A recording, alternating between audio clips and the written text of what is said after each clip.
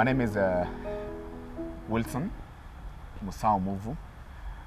I'm a pastor by calling and a counselor by profession.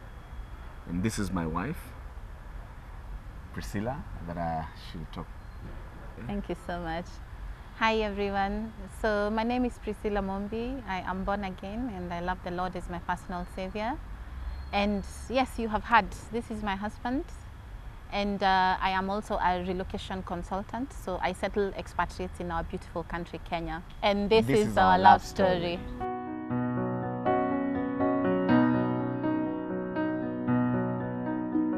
We met where? We met in a church. My church. Her church. Yes. Yes. Many years ago. I was in a group of 6 guys, or rather we were about 6 guys who were singing. And we had been invited to their church for a rally that was happening on Sunday in the afternoon. And that's where now I got to, I saw somebody. During the time after we finished ministering or singing, we call it ministering, but it's singing. So after we finished singing, she was in the reception, or the guest area reception, where she was serving snacks and juice and the likes. So that's when I got now to notice her. I don't know whether the men, we are told that we are not good with details, but maybe she's going to help us.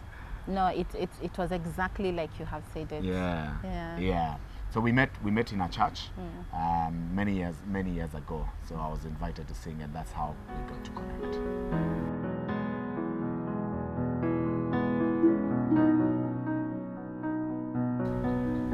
From meeting to making the first move.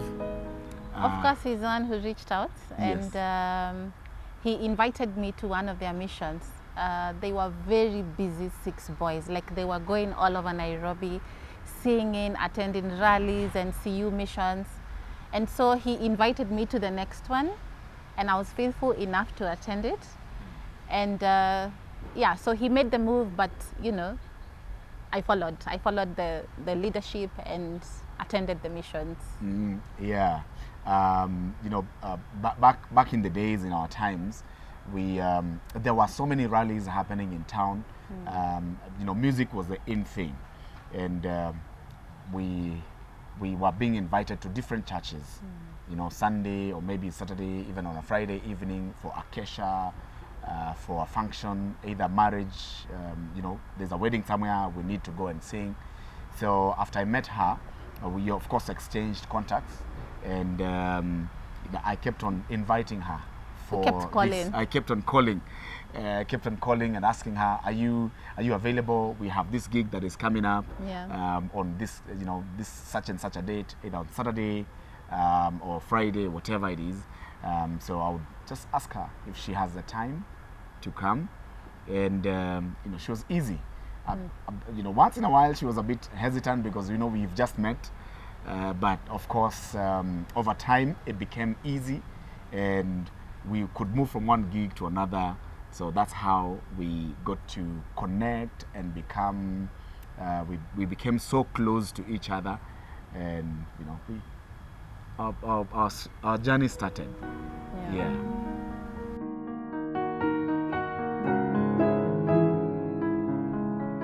So after he gave me the first invite, of course this is somebody I hadn't met before. It was my first time seeing him.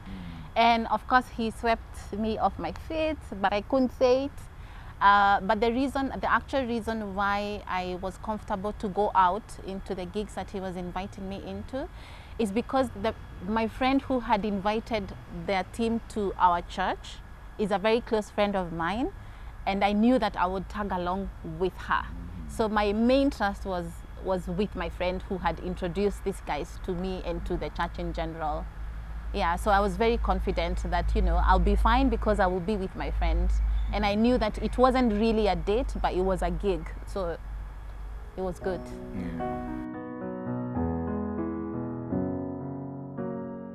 How long did it take for us for me to now start a serious thing? I think after I saw her during the first time they had invited us to their church, was it even actually the first time? It was after a couple of invites. You know, I kept on noticing her, and I said, you know, this lady looks nice. You know, when the courtesy, the kindness, and how she was serving us, because she was at the hospitality department. So I said, I think I may need to make a move and see whether I can be able to find a girlfriend for myself. So of course, it wasn't automatic. We kept on meeting, gig after gig, because now those were like our dates, because we didn't know anything else. And most of the time, it's either we are in school, in college, she's working, or maybe I'm working, she's gone for classes. So during weekdays, it was very hard for us to meet. Yeah. But, you know, over the weekends, it was easy because, you know, there's this gig that is happening. We don't have many things that are happening, no family things and meetings and engagements. So most of our time on weekends, we would meet for concerts and the likes. So after maybe about 4 or 5 months. I think so. Yes. Yeah, I really think so. Yes. Thereabout. I think maximum of 6. I think. Yes, yes. That's when I became confident that she can actually make a good fiancée, that would ultimately lead to becoming my wife. And I made the move on the 6th month. That was in Acacia. In Acacia, you know, some of these places we meet, and I think I was really attracted that night, because I think how she was praying, how she was just carrying herself around, you know, at that night, it made it easy for me to just make that move. And when we went for a break, because in between the Acacias would have a break it would be tea time break. So at around 2:33, yes, we went out there. And I had made a decision in my heart that tonight is going to be that night when I'm going to ask her if she can be my girlfriend. Yeah.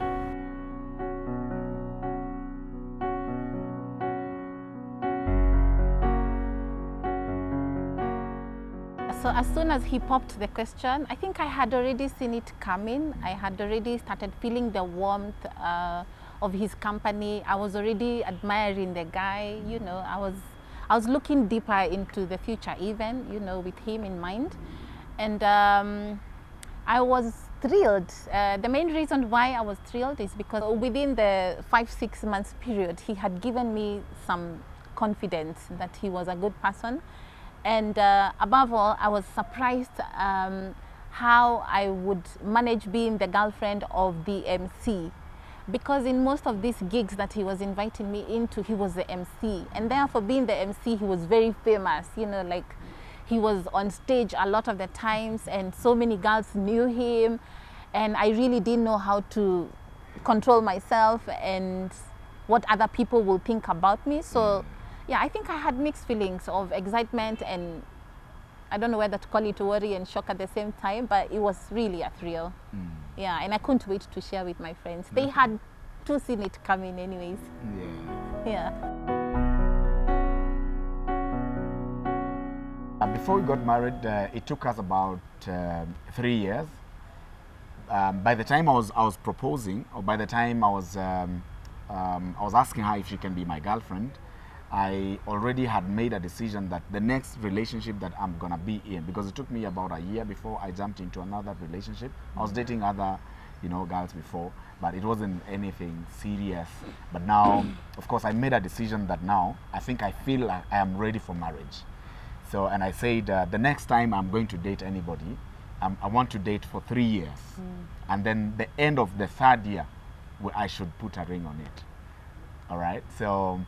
It took us about 3 years, about 3 years, because we met in towards the end of 2005, beginning of 2006, somewhere there. Yes, thereabout. And by 2008, December, I had already put a ring on it. And then the engagement. So the same year that we got married, which is 2008.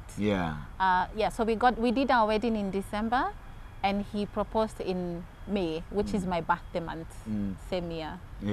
So we sort of dated, like seriously dating for 2.25 years, and then the rest part of the year was wedding planning and Rorashio things and stuff like that. Yeah, but during that time, actually, our first year, we already had, what is it called? We had already known that we suit each other nicely, and we can make a nice couple. Yeah. And my second year, ni vile tu pesa ilikuwa inanichanga kidogo I wanted to buy an engagement ring worth thousands of money. So it took me a longer period of time before proposing, but I said I should wait. And it's not like I got a really expensive one, but I said now during our third year, now that time is going, let me find something. It may not be so expensive, but let me just look for something. Yeah. And then I engage her. So our third year I engaged. Yeah. And something else that we did is we enrolled into PMCC classes. What do you call them? Premarital counseling classes during that time. Yes, during the second year. Yeah, we did our premarital counseling, which was really exciting because suddenly we are being told things about marriage which we had not quite, like. We thought actually we knew everything. I mean, when you're dating, hata utakagi kuambiwa this is how marriage should work, or this is how things should go. I mean, we felt like we knew everything. Yeah. And then here comes this pastor and his wife, and they're unleashing stuff at us, and we were like, okay. Yeah, but it was really worthwhile that we did the premarital classes. I think you were waiting for the premarital classes to be completed, and then you proposed. Well, I think hapo nikakitu kalikuwa kamenipotelea. Yes, but anyway, we waited until the premarital counseling classes were over, and then that's when I decided to propose.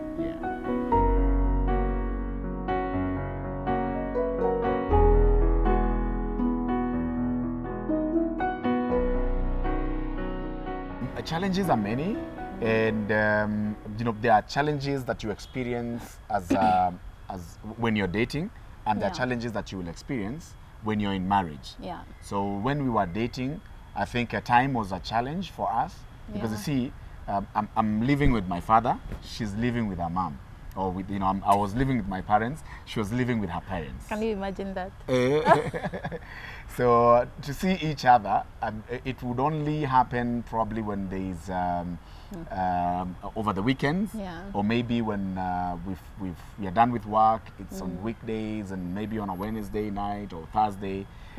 So seeing each other, I think, was quite a challenge. We really wanted to be together. Yeah, like all the time. Like all the time, because I mean, hiyo time mapenzi ilikuwa imeshika. Ilikuwa imeshika. Si ati zaidi shika. But right now we have so many responsibilities and many things, so our attention is divided. But that time we really wanted to be together. So time was a challenge, and distance as well. And then the other thing was also where we are coming from. We are brought up differently, and I think my way of thinking and her way of thinking, we used to clash once in a while. But during dating period, you don't expect those serious challenges. But of course, we had our own fair share of challenges during that time. I don't know whether I'm forgetting something else.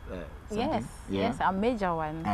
Yeah, we suffered a great challenge maintaining purity. Because those days, you guys had the slogan of purity is power. And therefore, we knew for sure, without a doubt, that purity had to be power in our relationship. And that meant, actually, when we enrolled for the premarital classes, the pastor made us sign a contract. Do you remember that? I do. We signed a contract, and he did not tell us what to write what to put in the contract. He just told us, write down the things that you are going to be allowed to do in your relationship, and the things that you're not allowed to do. And we were having fun, saying, no, we are not gonna have sex, we are not gonna kiss, we are not gonna do this and that, and we quickly filled up the foolscaps. And then he came back and told us that we have to put our signatures. We gladly did. Wait until mapenzi ikaanza kushika moto. Mapenzi ikaingia kajoto. Tulipepeta. So I would say that it was very challenging maintaining the purity. Yeah. But every time we remembered, we had to remind ourselves. There was an agreement that There we was had an already agreement, signed. and Yes. purity, we were already saying that purity is power, and therefore it really had to be power in our relationship. Yeah. Yeah, Purity, you know, what we're talking about purity, we are talking about abstaining from sex Yeah. before marriage. Yeah. So our goal was if we can be able to date and until we walk down the aisle. Put a ring on Then it. once we are given permission by the pastor, now you may kiss the bride and do all that appertains to this institution. Yeah. That was our goal. But of course, Yani, it was not a walk in the park. It was hard. It was quite very hard. hard, It was yeah. quite hard. Yeah. So that was another major challenge for us. But then also during that time, especially the period between what is it called? Before we got married, you know, we go through. We had a committee that was helping us do a number of things. That is the time we also doing dowry payments and negotiations. Yeah. I think we were under pressure. We didn't have finances. You know, family members were also looking up unto us and waiting. We give them money ndio tuende kwa rorasho. So I think hiyo time ilikuwa such a challenge for us until we also had some serious conflicts during that time, but which we of course overcame. Yeah.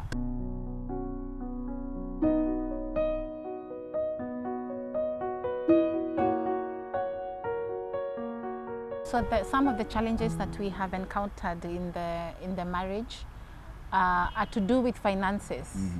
And this is where people talk about priorities, that once you get your salary, as an individual, you already know what you want to do with the money. But now we are talking about what to do with the money as a couple, as an item, like we are one. We really struggled because I thought that he was selfish. I'm sure he thought that I was selfish too. Yes. Something else that we have found to be a bit difficult is parenting. Because my style of parenting is the exact opposite of his parenting style. And therefore we would find ourselves really clashing on what to do with the child, especially after the child has done something bad. Do we beat him? Do we send him to the naughty corner? Do we send him upstairs? I mean, what do we do with this child? Do we lock them outside the house? Do we kick them out? Yeah, they come in tomorrow. You know, we always it's not like it's ended, but right now we've just known how to work out things. But you know, that time during our first years, especially our firstborn, we really had serious conflicts. But of course, now when the secondborn came, the thirdborn, we already had passed that stage, so it was easy to agree on the way forward on how to discipline the secondborn and even our thirdborn. We also still find it difficult because, you know, it's a first time for our firstborn for every experience. But I think we are better off than we were back in the days. Yes, and of course another challenge we've had is priorities. Priorities. There are things I considered were important to me. But for her, she didn't see them as urgent or so important. So I would invest in things that that she doesn't consider so urgent and so important. And I also think also the way I had been brought up, I think I had been in my father's house for a very long time. So by the time I left my father's house to start, I started paying rent. The first time I started paying rent is when we started living together after we walked down the aisle. So you can imagine, I had not paid rent for anybody, not even for chicken or dogs. For chicken or dogs, that was my first time. So you can tell that already I had not been taught how to become responsible when it comes to money matters around a family setup. So sometimes I would find myself buying clothes with rent money. Can you imagine that? So yes, like we one time had a serious problem because I had invested in clothes, instead of paying rent. So I landed myself into serious problems, but I thank God that I landed into that problem because had it not happened then probably it would be happening today and would be fighting seriously. So priorities were a challenge, and then also time. There would be, I would forget that I'm married and come in quite late. I know. Yes, I would go spend time with my boys out there, Yeah. and then I'm remembering, oh my goodness, I left my wife all alone in the house. Yeah. Yes. And you can imagine that I'm coming from a very closely knit family, and I'm the last born. And so I was very used to being spoiled by both parents.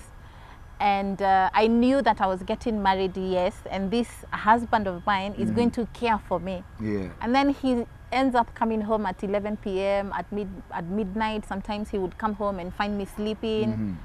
And I would wonder, do I go back to my parents' comfort zone, or what do I do? Yeah. Yeah. Yeah. So, challenges were many, have been many all along. But we are learning on how to resolve some of these challenges. If it's a conflict, we are learning how to overcome some of these challenges over time. We usually there's an acronym we usually have. It's WIP. We usually say that we are all work in progress. So everything, finances is a work in progress in our marriage. Yeah. Communication is a work in progress in our marriage. Yes, parenting, everything in our marriage. Yes, investing is a work in progress. Yeah. But we are not where we used to be. Yeah. Yes.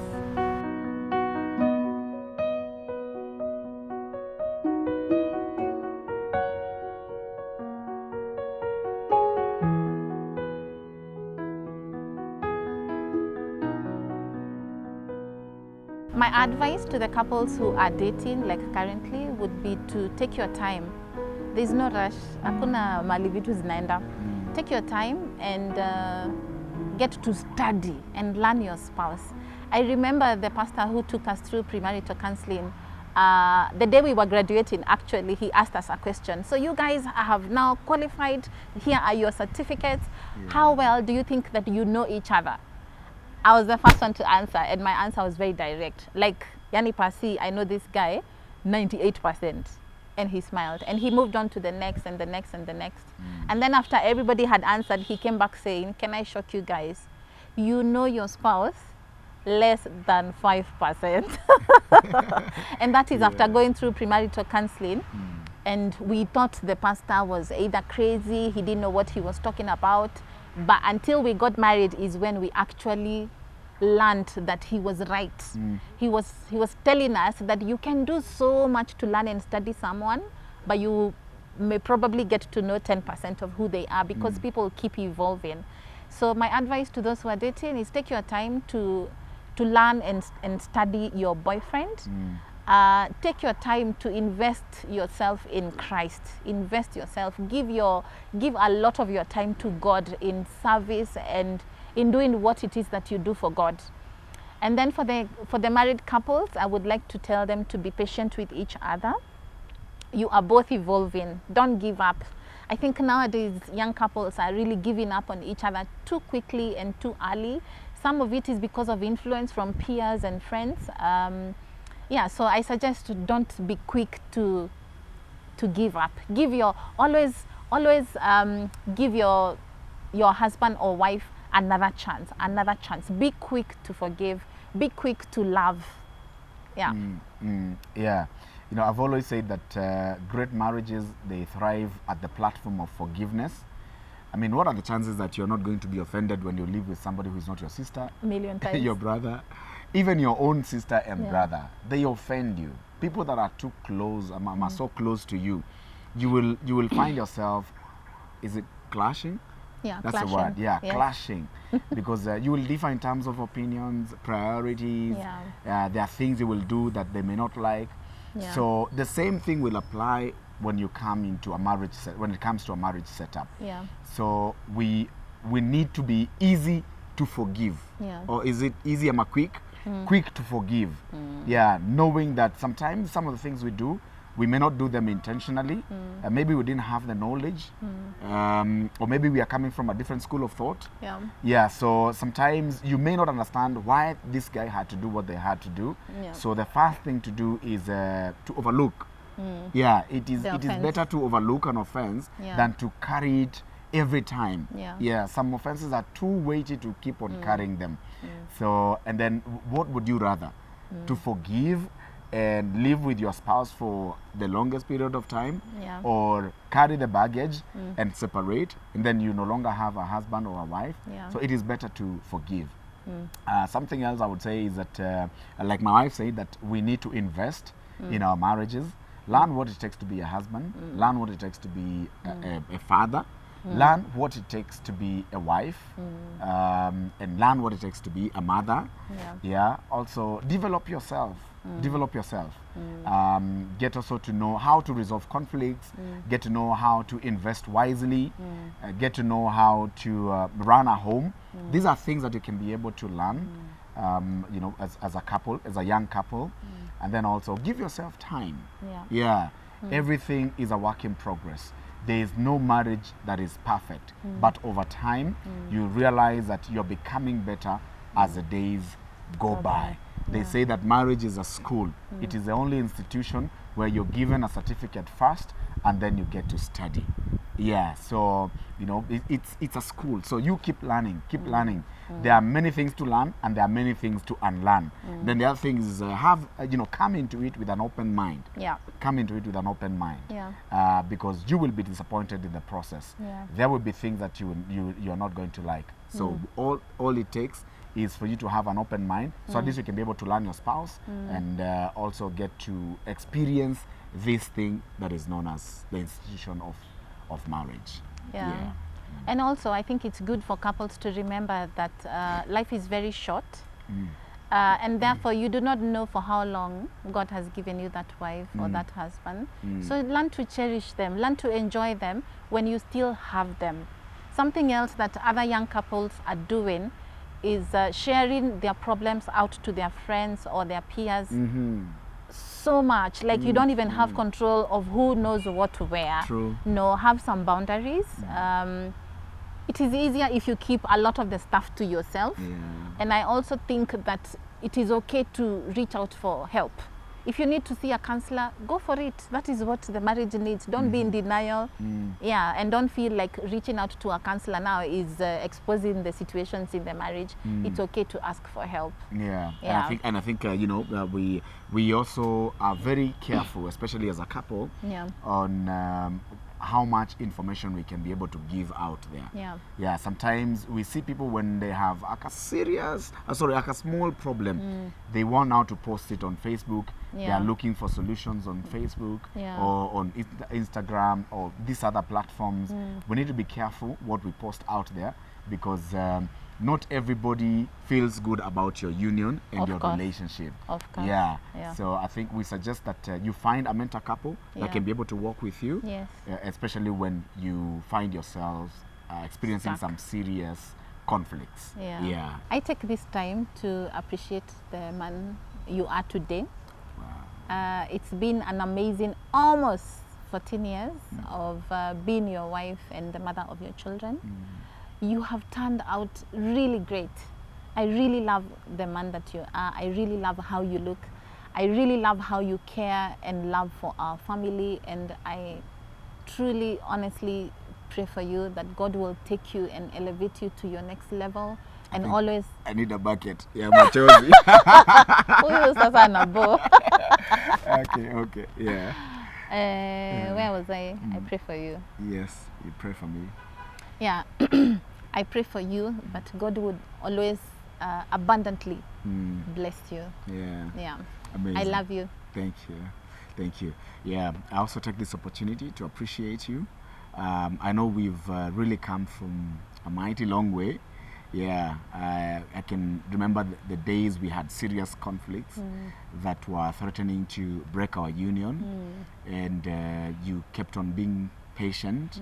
I know our patience was running out, but you know, over time, through prayer and counseling, and you know, just and encouraging one another.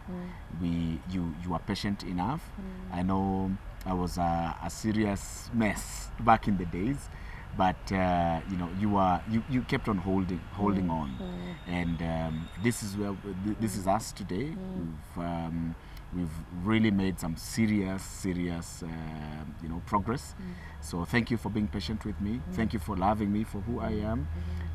Thank you for the many words of encouragement that you've given me. They say that behind every successful man there's a woman, and indeed and truly I can say that I have a woman who has pushed me to become the man I have become today.